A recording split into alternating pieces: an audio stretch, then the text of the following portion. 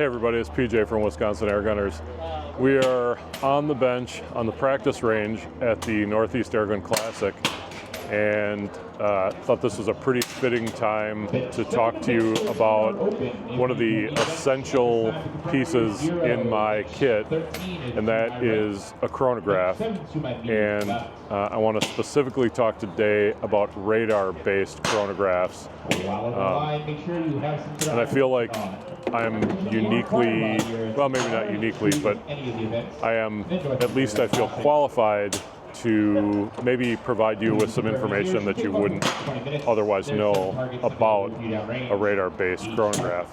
So the specific one that I'm using today, and what I use on a regular basis, weekly if not daily, is the FX True Ballistic Chronograph. This one has several features I'll talk about a little bit later that are an enhancement over what the pocket chronograph can do, and we'll also talk about why I think this is a superior model to the LabRadar, which I have previously owned. But first, a little bit about radar. All radar-based speed detection machines, if you will, utilize the same basic underlying technology. So this unit sends out a beam at a known frequency. And when something in motion interrupts that beam, it reflects it back. And so this unit has an emitter, and that sends out a cone of energy. And then when the projectile, in my case a pellet, goes through that beam, the frequency of the energy of the beam is altered by the speed of the projectile. And this unit is able not just to read it once right at the muzzle, but also continuously, or rather at fixed points that you set as the pellet goes downrange. So you tell it to register at the muzzle, right? That's the initial velocity or muzzle velocity. And you want to know 25, 50, 75, and 100. So you set those. And what it's going to show you on the screen is a muzzle velocity. It's going to show you a 25-yard velocity. It's going to show you that 50, the 75, the 100. It's going to do whatever you tell it to do. And you've got 4 points that you can do that. And if you're shooting on a shorter range, you can tell it to do that at shorter distances. The reason that that's significant and why the big unit is, well, worth it, in my opinion, is that using multiple data points as the pellet goes downrange, the unit is able to calculate for you ballistic coefficient.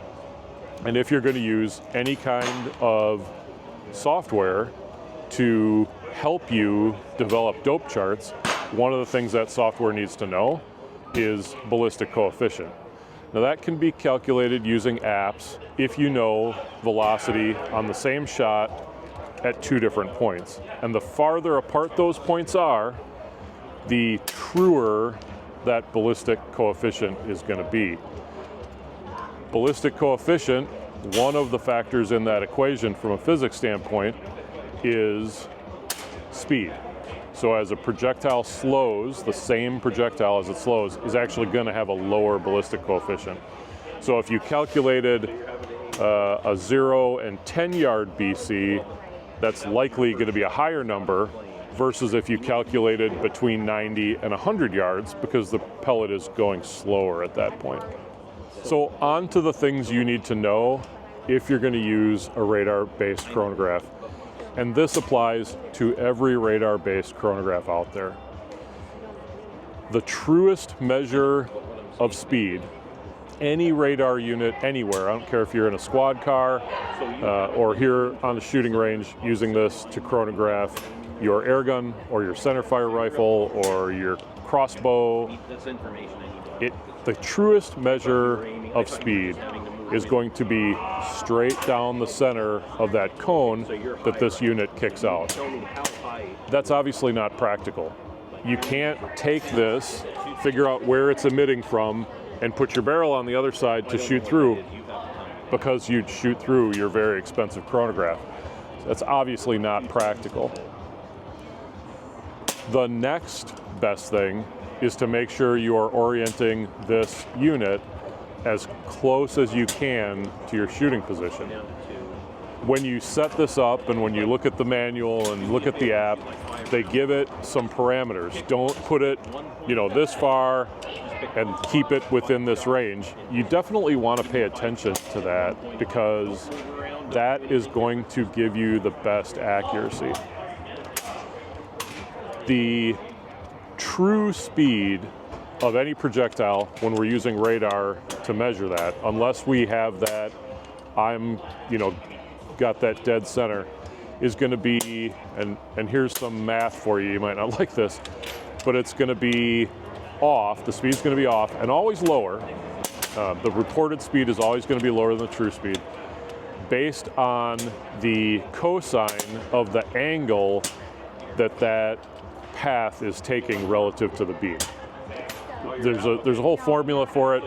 When I was a recruit in the police academy going through my radar instruction, I had to do speed calculation formulas and cosine angle error calculations. You don't need to do any of that. You just need to know that there's an error introduced to the system based on changes in the angle of the radar unit relative to the path of your pellet.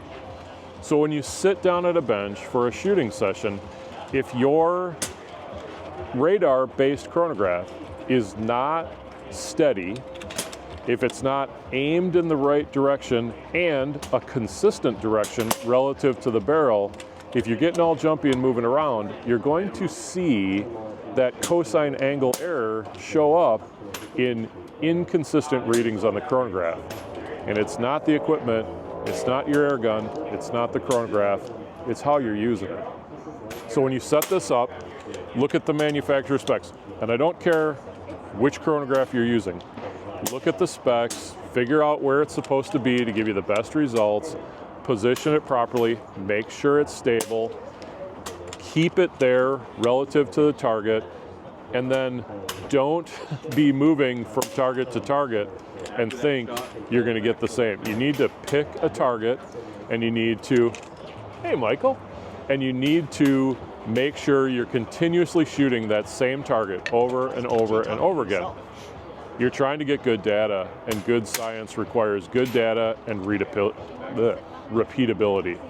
So it's very important. And again, that's irrespective, if that's even a word, of which radar-based chronograph you're using.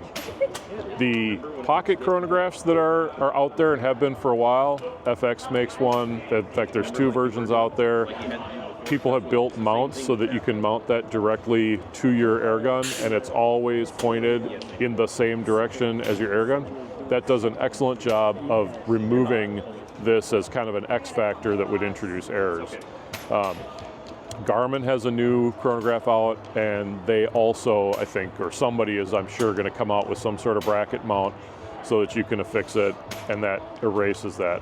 With any of these bigger stand-up units, you're going to have to figure that out for yourself, whether that's having a separate table off your bench, or left or right of the air gun, or center fire rifle, because these units all work on center fire rifles. You just have to make sure it's consistent, you're not bumping it, you're not moving it, and if you have to reset because you got to move to a different bench or because the wind comes and something happens, you do want to make sure, I would say, start a new shot string. So I do have a couple of reasons why I think the FX True Ballistic is superior specific to the LabRadar. And again, I own a True Ballistic and I've owned a LabRadar. And I do think there are reasons why the True Ballistic is the way to go if I was going to recommend a purchase. One, I like how the base works. You have a base, like, it's pretty wide, and it screws in here, so it connects, and you get a nice stable footing, right? It's not going anywhere. The LabRadar has a, I think it's 1/4 hole in the bottom, which allows you to mount it to a tripod, which does work. But I always found it, I was always afraid to, like over tighten it, and I just never got a decent mate up because the bottom was so small where it actually mated. And I found it hard to keep it stable, and if there was any wind at all, it would get wobbly on the tripod. Now, I was never using a multi-$100 tripod. I will tell you, I had it set up on, like a Best Buy tripod. Maybe that wasn't, maybe I should have weighted the tripod, maybe that would have been different. With a tripod mount on a LabRadar, it is possible to make sure you get a decent position so that the unit is facing straight on to your target. But it was always difficult to actually, like you were sighting like a big orange box. They had some spots on the top where it was like, man, you could have put like just a little peep sight or something. That's what FX did. So there is this little peep sight on the top of the FX unit, which allows you to put that on your table and then sight through that peep sight, adjust a little left, adjust a little right, and this bottom is actually hinged, so you can get it just right relative to the target, and when you take it apart, put it back together, it's really easy to do that setup, so no issues there. The other thing that that leads me to really strongly recommend this over the LabRadar, and again, those are the two comparable products in this space. Actually, there's two more things. But first, the LabRadar, unless you were using firearms, required an external microphone to trigger and record your shots. So you had this extra thing that had to be positioned within so far, and it made the whole setup more complicated. There was another thing in the box. My biggest concern was always that there was another wire hanging. And they made like this metal J hook kind of thing that you could clip it on, but then that was another piece that you had to make sure you had. And as far as reliability, I did find the microphone worked well. It picked up shots decently, but it was always one of those things that I was worried that if the mic was clipped to the metal thing and then the metal thing got knocked off and it fell, I worried that what was going to happen was it was going to damage the cord, and now I have to buy a new microphone. There is one other thing, and that is the LabRadar ran on, I believe it was AA batteries, and it chewed up batteries. The True Ballistic unit works with an internal lithium battery. It charges by USB-C, so you can put a power bank. And in fairness, the LabRadar, you could put an external power bank on it. You can do the same thing with this, but the battery in this, it's just super easy. Go charge it up, and it lasts a long time. I don't know how they get the efficiency that they do. I don't know how big the battery pack on the inside is, but it is significantly longer running than my LabRadar ever was. And if there is a knock on the LabRadar, it really was kind of a battery hog. It also used Bluetooth to communicate with an app. I never really thought the app was particularly well developed. The connection with my iPhone was always buggy, and I found the app with the True Ballistics to be a lot easier to work with. I like the app better, so I think it wins. If I was the kind of guy who put like checks along the side, I hope that you're seeing why at least I choose, because again, I've had the opportunity to try both, why I choose on a regular basis to use a True Ballistic. The ease of using this and being able to get in real-time ballistic coefficient data is to me one of the big selling points. Whether you're tuning air guns or just trying to get good data for ballistic software, you can get some decent velocity tunes that don't complement your projectile from a ballistic coefficient standpoint. And so this is the kind of device that will work for you. So I'm here on the bench actually with my good friend Chris Turek, the up north air gunner who I know all of you know. He's shooting his FX King in that beautiful brown stock. Beaver brown. Beaver brown. I think we're calling it Winona Beaver brown, all you fans out there. And we're going to set up the chronograph, and we're going to see how it's shooting. So which target are you shooting at, Chris? I am shooting card number 2. So he's shooting way down there on card number 2. So what I'm going to do is orient this to that second target. You're going to have to see my head for a minute.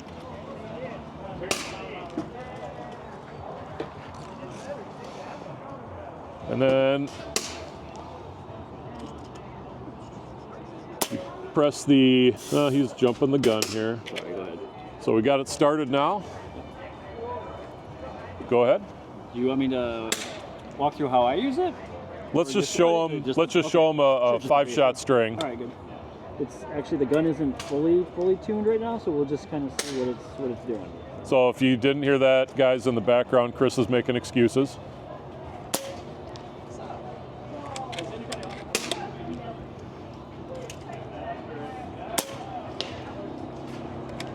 I don't think he needs to make any excuses. This is looking pretty good.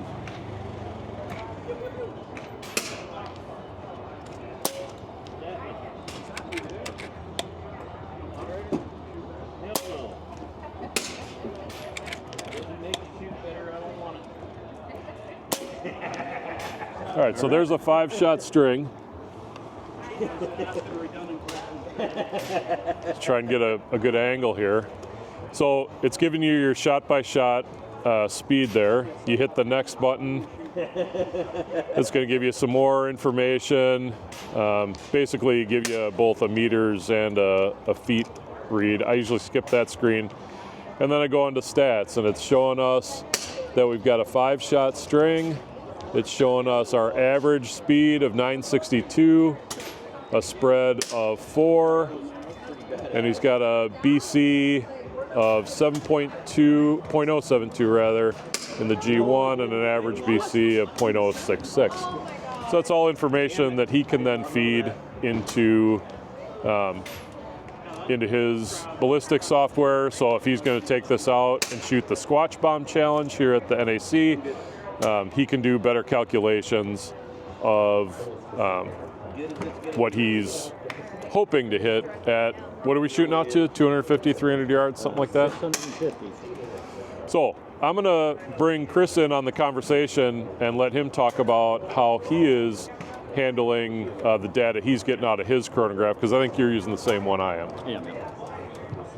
All right, so PJ, thanks for going a very deep overview of this. I think just going over the basic functionality of the True Ballistic Chronograph, it's really important just to understand the basics. But I'm going to take you down a little bit of a rabbit hole of some of the advanced ways to use this, because when we look at the data that we were just showing you here, the basic things that we always look for is making sure that extreme spread and standard deviation of your velocity is very tight. Okay, so just when you first get a chronograph, the fact that you can just see the velocity of your projectile, that's just mind-blowing, right? That we actually can see how fast something is coming out.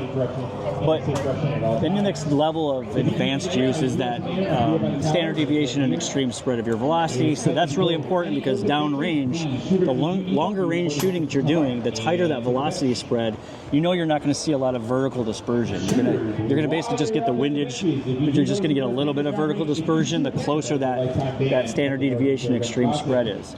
But when I got this, I don't know, probably 7 months ago, 8 months ago, the BC rating at first was like really cool. Like, wow, I'm actually seeing BC numbers that are close to or maybe even completely different than what the ammo manufacturers are telling us, because that's the actual BC number for your barrel liner or for the velocity that you're shooting at. And so when you get those BC ratings from a manufacturer, it's at a specific elevation from sea level. You know, all the environmentals were a certain baseline.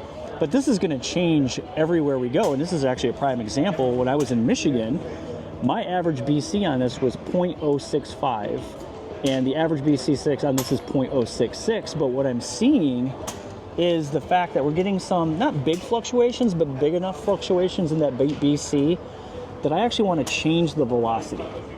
And you might be hearing that and saying, well, why would I want to do that? That extreme spread is super tight. Why would I even want to mess with that?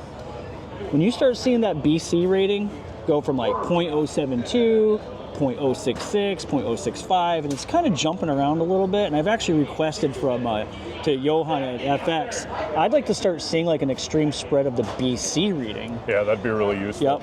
And the reason being is that means that there could just be a slight little wobble in there. And I was watching PJ with his gun, and he was just dropping 9s and 10s over and over and over. And I noticed on yours, your BC rating almost didn't change at all, like shot to shot. So with that BC rating, when you see that little deviation in that number, it means that there could even just be the slightest little wobble in that pellet, just a teeny tiny amount. And what that's going to do is when the wind kicks up like this, that could be the difference between a 9 or a 10 or an 8 or a 9 or an 8 and a 10. Yeah, and this competition is going to be decided by just a couple of points. Absolutely, and especially if the wind stays like this, I mean, 235s, 240s, mid 240s will probably take it. So anyway. Or we could get 40-mile-an-hour winds and torrential rain. Yeah, exactly. So anyway, that's how I use it, and it's a really unique way to tune your gun, because I think we've always tuned with thinking that a projectile always likes a certain velocity, and I actually think that's a little bit of a misconception we have as a community. It's definitely a case, I think, where as we get more data, we're actually seeing that we don't know as much as we thought we knew. 100%. And whether, it's great when companies bring us a new technology in the form of a new tool. Yep. It's great to be able to push and see where that pushes the industry to just day by day, really, almost. You can see some of these things. I mean, when you told me that the velocity, let me a quick plug here for Ben over at the Pellet Shop, and also Donnie, Yolanda, PJ over at Donnie FL and Saber Tactical. They started talking up the AEA pellets probably about a month ago. And, look, I shoot AEA deer hunting,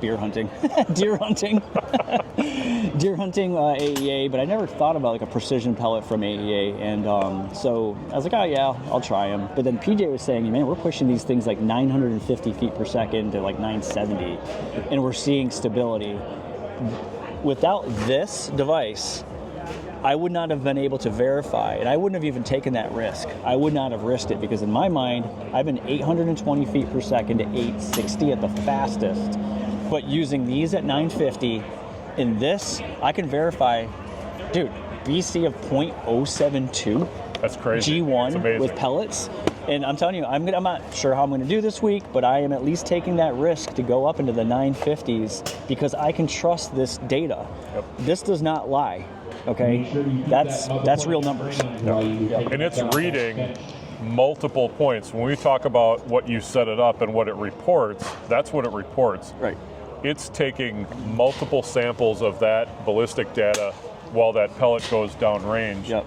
And it's calculating that BC based on that. So you can see when a pellet corkscrews, you will actually see that reflected in the velocity data. Because like you said, all of a sudden you get this low reading, and it's like, well, what happened? Well, if you can see what's going on downrange, which takes some superhuman slow vision, which I don't remember a comic book character that had super slow motion vision. But I'm sure somebody will write one up somewhere. But if you can't see that, you can't actually see it with what's essentially a scientific instrument that we now have access to. Yeah, and I think a lot of us that watch, like, we are, Ted and Ted's Holdover was like the OG of like scope cam footage, and we used to, like, the very first time I ever saw a spiraling pellet through a scope cam was one of Ted's videos. And I thought to myself, well, that's great, but my vision is getting so bad, I can't see those corkscrews. Unless it's really, really bad, and if the sun's behind me, I don't see that spiral. But you see it in this. So if I'm at 0.072 and all of a sudden that goes down to 0.045, what that is it's probably spiraling or wobbling. Right. Yep. And so then you have a decision to make. Do I chalk that up to a deformed skirt, a bad pellet? Right.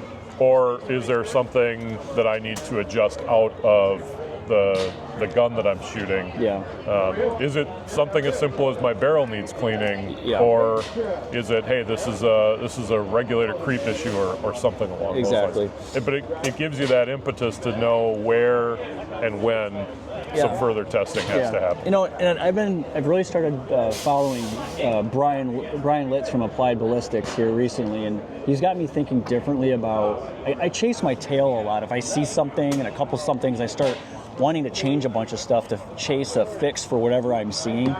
And really, his scientific approach to anything he does, it's about this idea of like, there is a spread of dispersion of like, impacts on paper. If you've got a 1 MOA gun, or if you think you've got a half an MOA gun, if you shoot over like 100 shots, you'll find that 33% on either side of that is going to be, it's going to shoot like an 1.5 inch group, or maybe a 1/2 inch group. So you have to take that statistical probability into things. Don't chase your tail, because I have as PJ knows, a very bad habit of tinkering with stuff because I'm trying to chase that level of perfection.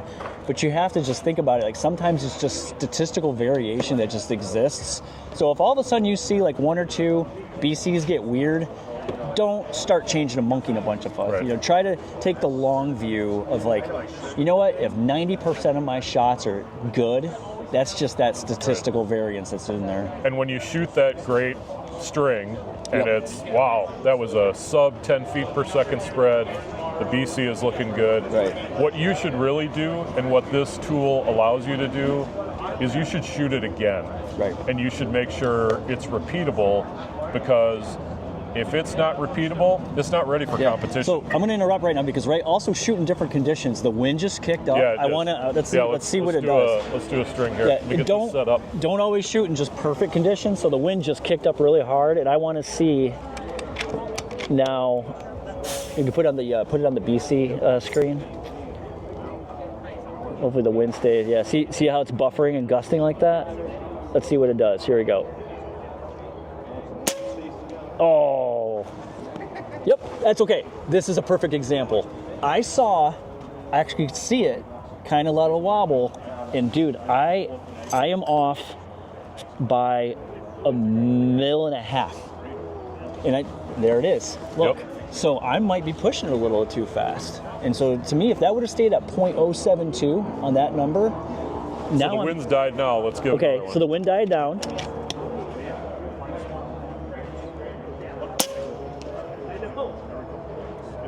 Quarter mil. Yep. And look at the BC.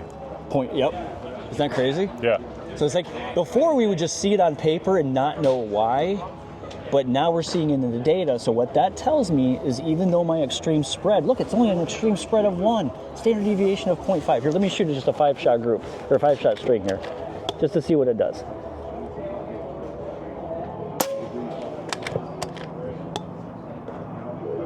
Absolutely dead right now, and then it kicked back up again.